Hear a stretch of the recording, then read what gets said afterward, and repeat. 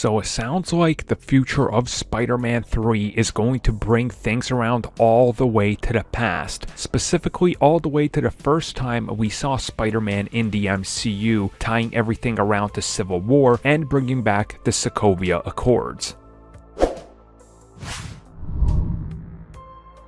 Now, in case you've forgotten, the Sakovia Accords were the big reason that the Avengers fell apart. Tony Stark wanted people to sign the Accords because he wanted the heroes to be regulated and their identities to be known to the people running the organization so they could kind of control you. On the other side, Captain America fought against the Accords, and right now you're seeing a picture that was tweeted by people involved with Marvel Studios when they were asked about the future of the Sakovia Accords and whether they would have an impact in the future, and this was related to Spider-Man. Now, obviously, when it comes to Spider-Man,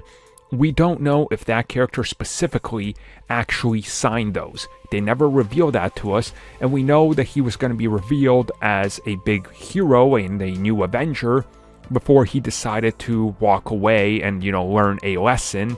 in Civil War. So again, things are a little muddy and questionable when it comes to how involved he was with the Accords, which sounds like that's actually going to be something that's used as part of the third Spider-Man film, as the writers have been teasing that, look, yeah, these things are still in effect in the MCU, and obviously Spider-Man is accused of murder. His identity is out there. Now, are they going to use these Accords to kind of paint another version of Spider-Man where, again, he was acting outside the law, even though he was on Tony Stark's team? And there's so many other questions they can bring into this, like the politics behind it, of how effective are these things, considering that the governments were more or less shut down for 5 years due to the decimation, right? And then the blip and everything that was happening. So again, there's a lot of things that happen in the MCU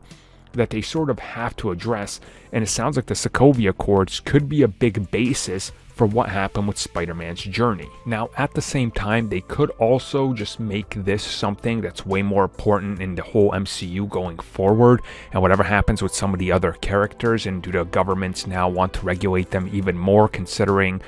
Spider-Man's,